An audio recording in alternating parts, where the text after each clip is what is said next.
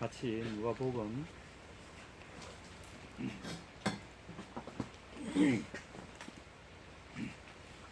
23장 51절에서 23장 50절에서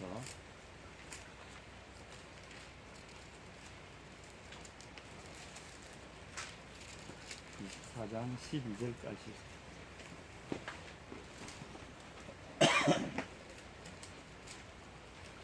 누가복음 23장 50절에서 24장 12절까지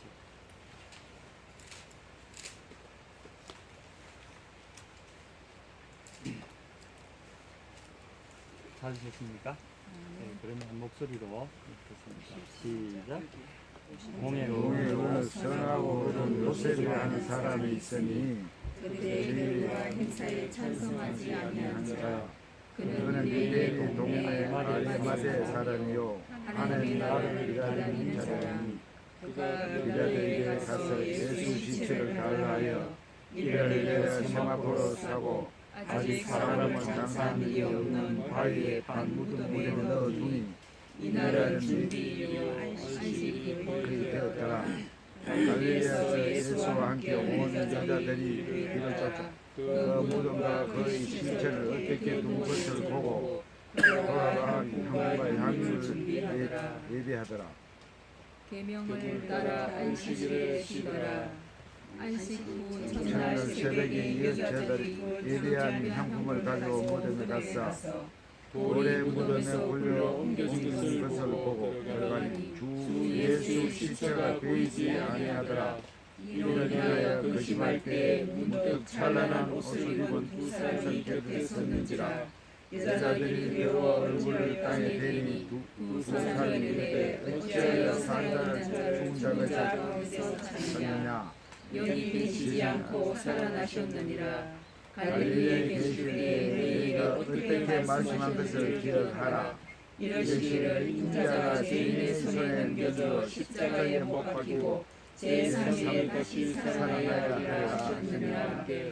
그들이 제 말씀을 기억하고 먼저 서로가 이 모든 것을 일어난 사도와 모든 다른 일을 보아니 이 여자들은 막달라 마리아의 요한나와 야고보의 모친 마리아 또 그들과 함께한 다른 여자들 이것도 사도들에게 알리니라.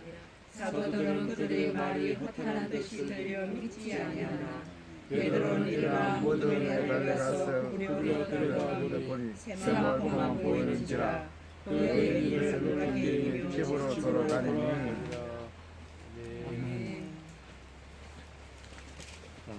사실 이 누가복음에는 요게 이제 부활 당일에 일어난 기록의 전부입니다. 우리가 이제 부활절이라고 하는 이 부활이라는 사건이 일어난 그 당일에 기록들은 성경에 보면 그렇게 분량이 많지가 않습니다. 그리고 지금도 이 부활절 당일에 그 무덤에서 무슨 일이 일어났느냐에 대한 충분한 설명이 잘 안 되고 있어요.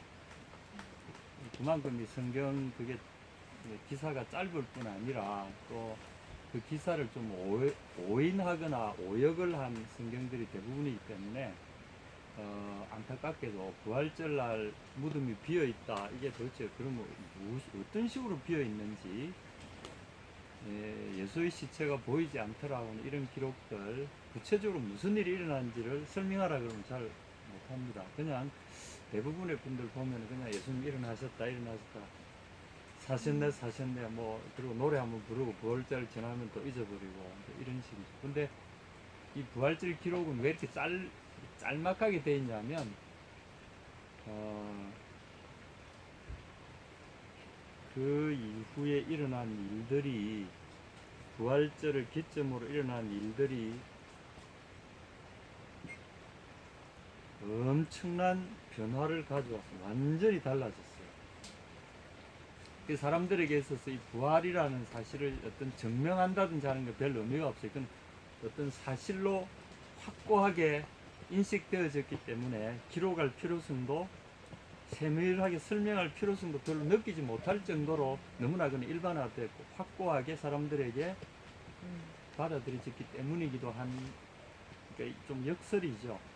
이 기록이 짧다는 것은 그만큼 반증할 필요조차 느낄 수 없었다라는 것을 증명하는 그런 내용일 수도 있습니다. 실제로 또 그렇고요. 그리고 이제 오늘 우리가 이 구절들을 자세히 보면서 몇 가지 좀 이 부활을 이해하려면 성경에 사실은 모든 예언과 어떤 우리가 이해해야 될 모든 내용들의 정점에 이 부활 사건이 일어납니다. 그리고 이제 여러분들이 이 항상 이 부활절 기사를 보게 되면 예수님의 죽음도 보면 6월절 기념 식사를 하시고 그 다음날 잡히셔서 죽으시고 또 뭐 안식일이 또 안식일 전날, 그러니까 금요일, 요새 말 성금요일이라고 하는 이제 서양에서 아주 그 불길한 날로 지키는 금요일의 뭐 이런 거 있잖아요. 13일의 금요일 뭐 그거를 참 그런 이제 예수님의 그런 거룩한 이 죽으심을 어떤 미신과 연결해 가지고 좀 뭐 이렇게 무시무시한 뭐 이런 상당히 그 좀 안타까운 일입니다만은 그런 미신은 없습니다. 그건 존재하지 않는 거고 그날은 우리를 위한 아주 거룩하고 영광스러운 날이지 무슨 뭐 피해 금요일 뭐 전혀 그거하고 상관없는, 어쨌거나 여기 6월절이 나오고 그 다음에 보면은 안식 후 첫날 새벽에 24장 1절에 보시면 이 예수님이 이제 이 부활하신 그날입니다. 정확하게 기록하면 안식 후 첫날 새벽이라고 기록되어 있습니다. 이게 이제 유대인으로 보면 여러분이 조금 이해하셔야 되는 부분인데, 이게 이제 원문에는 보면 안식 후 첫날 새벽이란 뜻이 아니고 여기 보면은 미야 테데미아톤 사바톤, 안식일들의 첫 번째 날, 이런 뜻이에요. 원문과 이 해석이 완전히 차이가 나죠. 안식 후 첫날이 아니고 안식일들 중의 첫 번째 날, 이런 표현이 되어 있습니다. 이게 도대체 뭘까요? 그래서 이제 6월절이 뭐며 여기서 말하는 안식일은 또 뭐며, 희한하게 안식일 왜 7일이 아니라 안식일을 복수로 이야기하고 있는가? 그 다음에 하필은 왜 이런 날들과 예수님의 죽으심과 살아나심이 연관되어 있을까? 이게 이제 성경에서 말하는 굉장히 큰 복선입니다. 예수님이 하필이면 왜 이날에 맞추어서 돌아가시고 이날에 맞추어서 부활하셨을까? 그리고 부활의 실체는 도대체 무엇인가? 이걸 이제 첫째 우리가 우리 믿음을 확고히 하려면 사실에 기반해야 됩니다. 그래서 성경을 해석할 때는 꼭 그 사실을 우리가 찾아봐야 돼요. 사실을 이해하지 못하면 그 믿음은 사상누각에 불과합니다. 사실이 무너지면 그 믿음도 다 무너지기 때문에 이 성경을 연구할 때 첫 번째는 이제 이 엑세지시스라고 하는 그 성경을 주해한다고 그럽니다. 주해. 성경을 이해하는 두 가지 과정이 있는데 하나는 주해 과정이 있고 하나는 해석 과정이 있어요. 주해라는 거는 이제 문법적이나 이 문맥적으로 성경 본문은 정확하게 뭘 이야기하는가 그걸 연구하는 거예요. 그러니까 이거는 좀 학문적이죠. 과학적이고 그 문장에서 정확하게 이야기하는 사실이 도대체 뭔가 이걸 이해하는 겁니다. 이게 잘못되면 예를 들면 뭐 이제 우리 전도서 하나님께서 만물을 그 때에 맞게 아름답게 지으셨으며 또 사람들에게 영혼을 사모하는 마음을 주셨느니라 뭐 이런 구절이 있는데 그 상당한 오역입니다. 영혼을 사모하는 마음을 사람들에게 주시다. 이게 완전 엉터리 번역이에요. 그러면 이 엉터리 번역을 가지고 이제 설교를 막 하잖아요. 얼마나 멋있게 보입니까? 그건 성경에 없는 말이에요. 그걸 정확하게 번역하면 만물을 때에 맞게 아름답게 지으셨고 때에 딱 맞게 지으셨고 또 만물의 마음속에, 사람의 마음속이 아니라 만물의 마음속에, 다시 말해서 만물의 깊숙한 본질 속에 영원이라는 본질을 심어 놓으셨다, 이런 뜻입니다. 그래서 하나님이 하신 일을 사람이 미루어 알 수 없도록 해 놓으셨다, 그런 의미입니다. 사람은 유한하고 하나님은 무한하시고 그 만드신 만물이 하나님의 무한성을 나타내게 설계됐다, 그런 의미를 지니고 있는 말입니다. 근데 이게 이제 이런 주해가 잘못되어지면 이제 그런, 하나님은 그렇게 말씀 안 하셨는데 사람들은 엉터리로 번역해가지고 그렇게 믿는 거죠. 사람들이 하나님이 영혼을 사모하는 마음을 주셨으니 우리가 이게 동물들하고 다른 거다 하고 막 이렇게 설교합니다. 그러면 그럼 뭐가 잘못된 겁니까? 설교하는 분이 잘못된 겁니까? 듣는 우리가 잘못됐습니까?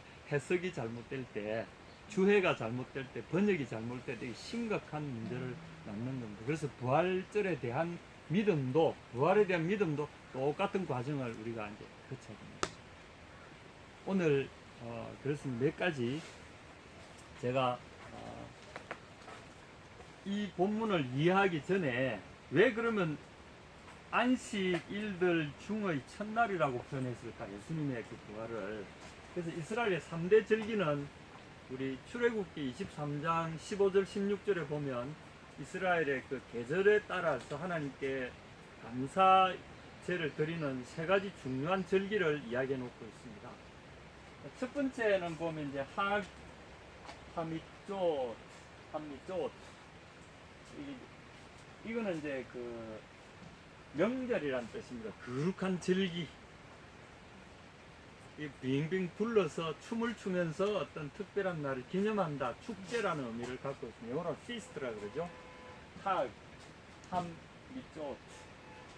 여기는 이제 정관사입니다. 그 마쪼, 한마쪼, 이 말은 복수의, 이제 복수의 의미를 갖고 있는데, 이 한마쪼트란 말은, 마짜라고 하는 말은 뜻이 향긋하다 이런 뜻입니다.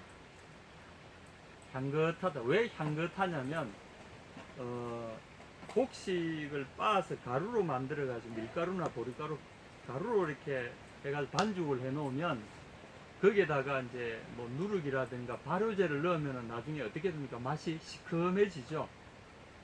근데 발효하지 않고 그대로 구우면은 그냥 향긋하고 달짝지근한 맛이 그대로 남아 있습니다. 그런 상태의 반죽 덩어리를 마짜라고 이야기합니다. 그 반죽 덩어리들 한 마쪼트라고 그러죠. 한 마쪼. 그래서 이 향긋한 반죽 덩어리들의 날. 다시 말해서 왜 이거는 이제 시간이 없기 때문에 급하게 어떤 곡식을 요리할 때, 밀가루 요리할 때 부풀리는 시간을 갖지 않고 아주 황급하게 요리할 때 쓰는 이 요리법이 바로 이겁니다. 맞죠? 그래서 이거는 이제 음식을 가지고 절기에 이름을 붙인 거죠. 두 번째 절기는 핫지르, 이 카짜르란 말이 나오는데 그 자르는 날 이런 뜻입니다. 그래서 곡식이 이렇게 우리가 벼나 보리가 밀 같은 게 쭉 서 있으면 낫을 내가 자르잖아요. 수확하다는 말이죠. 이게 수확하는 날 그런 뜻입니다. 그 수확의 절기 이런 뜻입니다. 그래서 이걸 우리는 맥추절 이렇게 부릅니다. 맥추절. 이게 맥추라는 게 이제 이 맥이라는 말 안에 소맥도 있고 대맥도 있어요. 이 소맥하면은 뭡니까? 밀. 대맥하면 뭐죠? 보리 뭐 이렇게 부르는 겁니다. 그냥 맥주하면 보리 추수 이렇게 하시면 안 됩니다. 이거는 밀 추수 날입니다. 밀을 추수하는 날. 그 다음에 이제 모든 뭐 이런 곡식류 말고도 과일이라든가 모든 어떤 추수를 다 마치고 저장하는 절기가 있어요. 그래서 이제 모은다라고 한 말은 아시트라고 하는 그 모으는 날의 축제 이런 뜻입니다. 그래서 하나는 이제 무교 향긋한 발효하지 않는 떡덩이의 날, 그리고 하루는 이 추수하는 날, 추수의 어떤 절기, 하나는 이제 그를 거두어 드리는 절기, 뭐 이렇게 3대 절기가 있습니다. 근데 이게 이제 계절로 보면 우리나라의 계절에 맞춘 이 봄철입니다. 봄철. 그리고 요때 그 무교 요 가요것은 거의 요 날인데 요 때가 언젠가 하면 봄철입니다. 3월에서 4월. 아비이볼이라고 그러는데 푸른 곡식의 계절. 그래서 우리를 딱 요때 지금 우리 3월에서 4월 요 사이를 요거 하는 절기입니다. 봄날입니다. 봄날. 그 다음에 요 날은 5월 6월입니다. 요 날은 이제 요때는 뭘 추수하는 날인가 하면 보리를 추수하는 날입니다. 겨우 내내 자라난 보리를 추수하는 날. 이 보리의 푸른 이삭이 올라오는 날이 요때입니다. 그래서 요때가 이제 보리의 푸른 이삭, 그래서 아비브, 호데시 아비브, 그래서 푸른 이삭의 달. 그래서 요 달에 3, 4월 아비브 달이라고. 요 날에 이제 요때 이제 해가지고 일단 보리 추수를 하고 나서 바로 씨를 뿌려가지고 2달, 석 달 있으면은 이제 밀이 자라서 밀을 추수하는, 우리는 요때 보리를 추수하죠. 보리나 밀을 같이 추수하는데 여기는 보리 추수 먼저 하고 그 다음에 밀 추수가 있고 그 다음에 이제 9, 10월 달 되면 우리 가을처럼 모든 걸 다 거두어 들여서 하는 날입니다. 그래서 이 수장절을 이날은 수장 거두어 들여서 저장한다 이 말이죠. 그리고 이날은 특별히 우리나라 달집에 불이야 하듯이 왜 대보름날 뭐 달집 만들어 가지고 하듯이 이 사람들은 아예 초막을 짓습니다. 조그만 이렇게 초막을 움집 같은 거 지어 가지고 광야에서 이 추수를 하게 하신 하나님을 기억하면서 추수를 마치고 초막을 지어서 거기 이제 거하면서 그걸 이렇게 하나님께 절기를 보통 한 일주일씩 이렇게 합니다. 일주일씩 하는데 이날은 이렇게 초막절이라고 하기도 하고요. 이 맥주절은 왜 오순절이라고 그러냐면 오순절은 50일째 날이라는 뜻입니다. 오순, 십순자주, 그죠? 육수나면 60이고 오순나면 50이고 이런 뜻인데 여기서 이제 오순절, 우리가 많이 알고 있는 날이죠.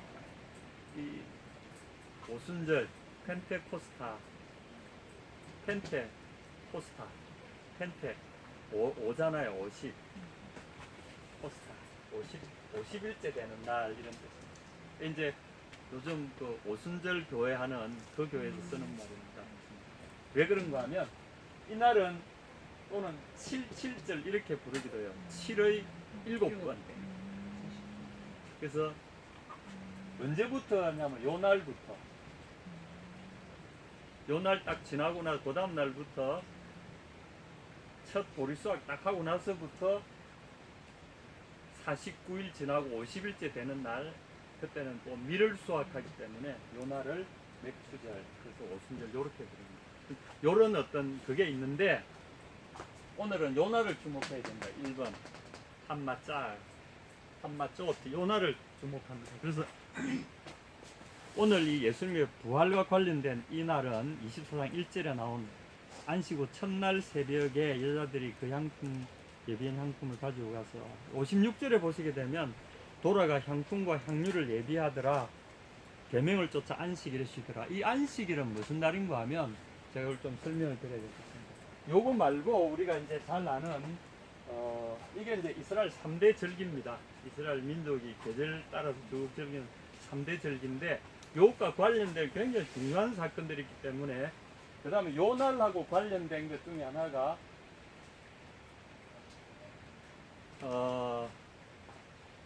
지나가 버린다, 넘어가 버린다 라고 하는 6월, 1월, 2월, 3월, 4월, 5월, 6월의 6월이 아니라 6월, 뛰어넘어 월장한다는 게 월, 6월, 머무를 이제 이렇게 흘러서 뛰어넘어 가버린다. 6월절이죠. 6월. 그래서 이날을 이제 패스오버라 그럽니다. 패스오버. 넘어가 버리는 날. 이 우리 6월절이 유명한 6월절입니다. 뭐가 넘어갔냐면 하나님 이스라엘의 장자들을 지키기 위해서 이스라엘 대신해서 애굽에 이집트의 장자들을 다 죽이실 때 이스라엘 사람들의 집에는 전부 다 문지방의 문설주에는 어린 양의 피를 거기다 딱 발라놔요. 그러면 죽음의 신이 하나님의 천사가 그걸 보고는 피가 발린 집들은 그냥 넘어가는 거죠. 이 날이 언젠가 하면 이달 아비월 3월 이제 첫 번째 달로 칩니다. 이날은 출애굽할 때 그날 이제 3월 우리로 치면은 3월 그런데 여기 첫째 달에 14일 저녁입니다. 요 날을 6월절이라고 해요. 6월절. 14일 저녁 6월절.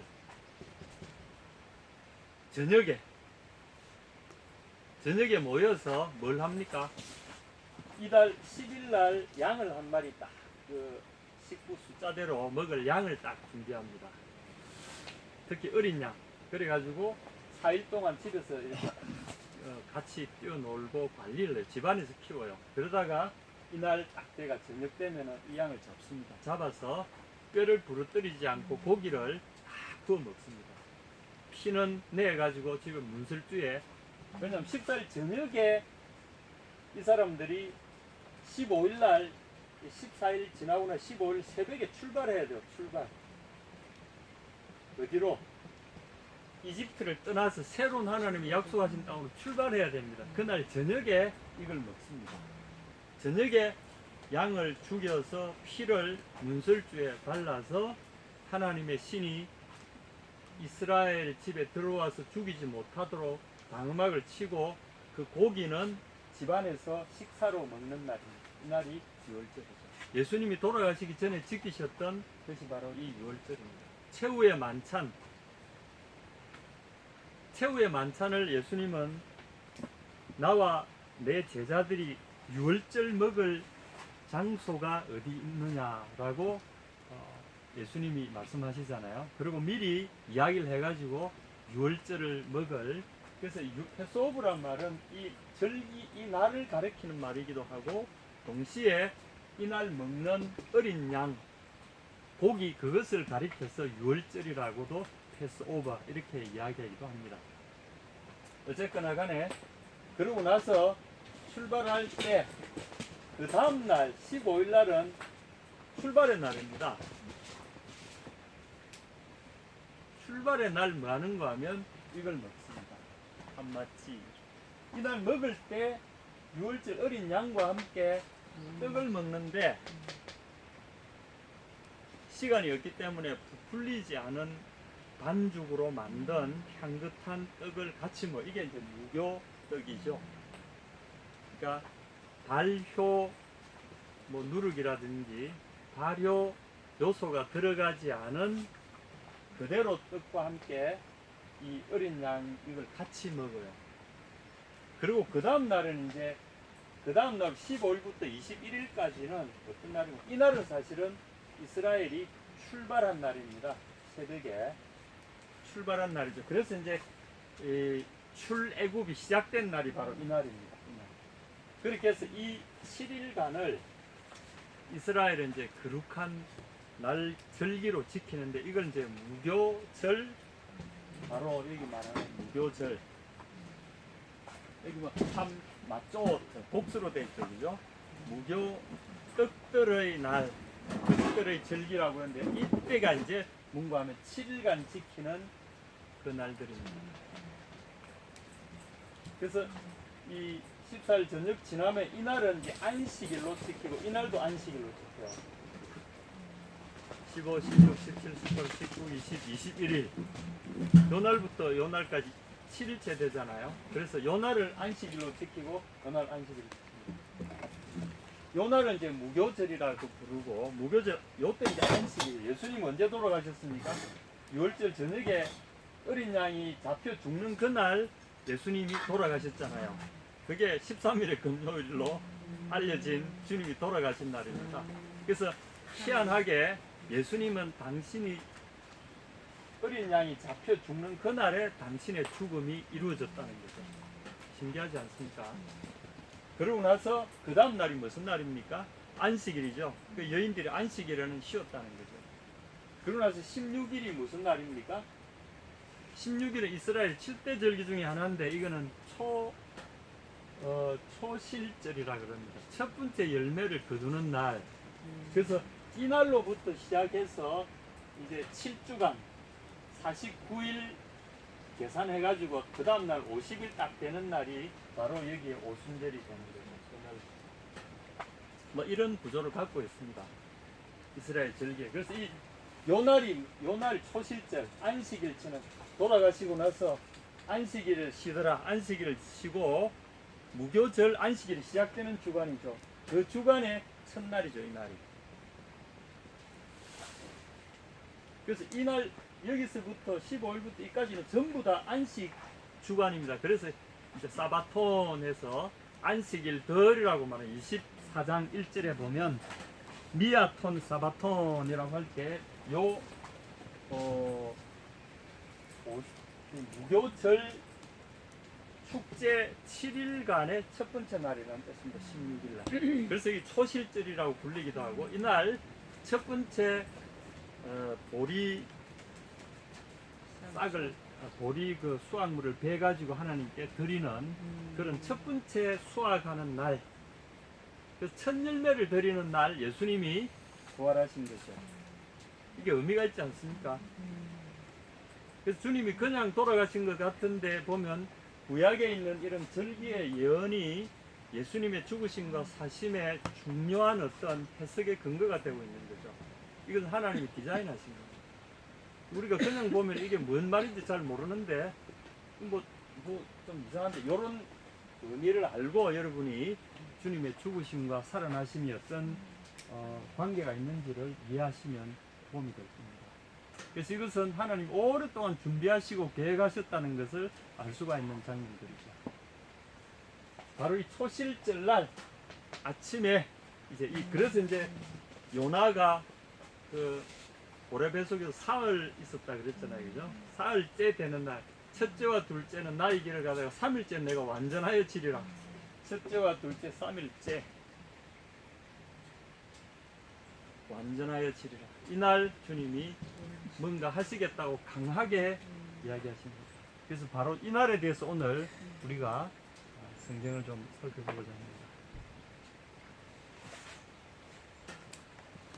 안식 후 첫날 새벽에 이게 이제 초실절에 해당되는 무교절 시작되는 그 주간의 첫 번째. 그래서 이거를 나중에 우리 이날 주님이 부활하신 날을 기독교에서는 이날을 안식일은 15일은 바로 유대력에 의하면 1일부터 7일까지 월화수목 쭉 가가지고 그게 제일 마지막 날이 안식일이죠. 토요일 안식일이죠. 그죠? 근데 이제 우리는 토 다음에 월요일 나옵니까? 일요일 나옵니까?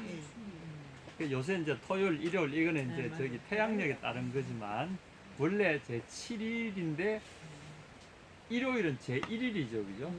원래부터 이름이 일요일 이렇게 되잖아요. 태양의 날 이렇게 되지 않습니다. 근데 그냥 1일일 뿐입니다.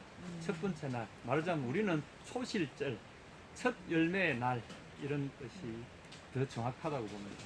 유대교적인 이름을 그대로 우리가 써서 그래서 이날 첫 번째 열매가 맺히는 이날 예수님은 부활하셔서 우리에게 첫 열매가 되셨다는 거죠. 부활의 첫 열매. 이거는 시사하는 바가 굉장히 큰 거죠. 이제 이런 어떤 성경적인 구조를 갖고 있습니다. 예수님의 죽으심과 시간의 이런 의미들, 이런 것들은 주님께서 거기에 맞추어서 성경을 이루려 하심이라 하신 아주 절정에 달하는 성경을 이루신 그 절정에 해당되는 이런 모든 일들이 이렇게 일어난 거죠. 전율이 끼치지 않습니까? 주님은 이걸 의도적으로 이렇게 하기로 하시고 오래 전부터 이걸 준비하셨던 것을 알 수가 있습니다. 그래서 무덤에 갔습니다. 자, 이제는 우리가 그날 바로 이날을 우리가 한번 조명해 봅시다. 무슨 일이 일어났는가? 지금까지는 배경에 대해서 이야기했지만 지금은 그 사실에 대해서 한번 조명해 볼 필요가 있습니다. 보리 무덤에서 굴려 옮겨온 것을 보고 이 사건은 우리가 잘 알죠? 예수님이 장사할 때 어떤 일이 있었습니까?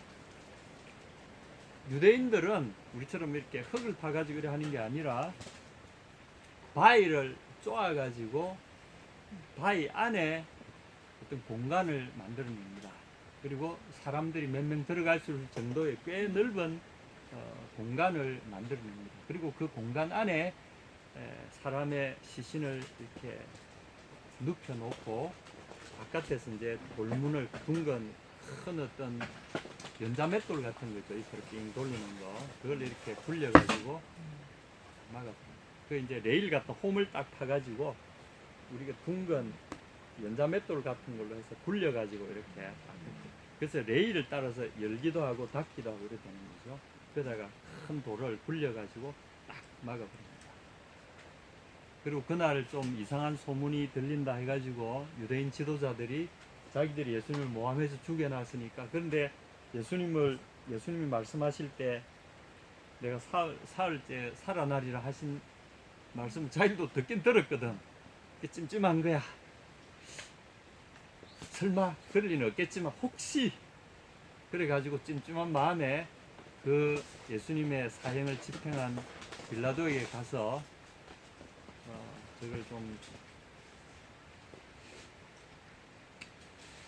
이런 소문이 들리니까 이 사람이 처음에 자기가 살아난다고 그래 소문을 막 내놨는데 혹시 그 제자들이 와가지고 훔쳐가서 또 문제가 생기면 복잡해지니까 아예 거기다가 그냥 인을 딱 찍어버리고 문을 봉쇄해 주세요. 아무도 접근 못하게. 그리고 보초병까지 2사람을 좀 세워주세요.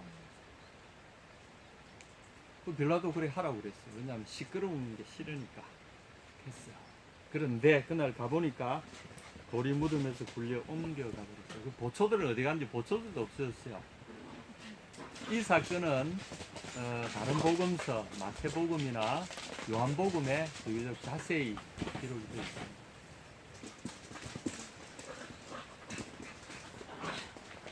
강아지들이 기뻐가지고 춤을 추고 있는. 어쨌거나 이제 마태복음 같은 데는 그 내용을 이렇게 기록해 놨습니다.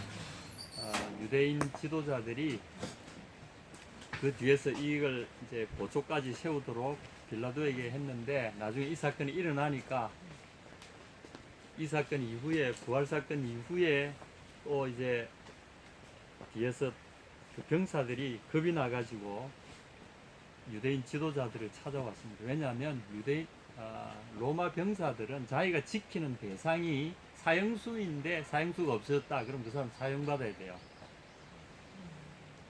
무기수인데 무기수가 없었다. 그럼 자기가 무기수를 대신해서 살아야 돼. 근데 죽은 자를 지키다가 죽은 자가 없어졌으면 어떻게 되는 거죠? 죽어야 되는 거죠. 그만큼 이 로마 병사들의 율은 엄한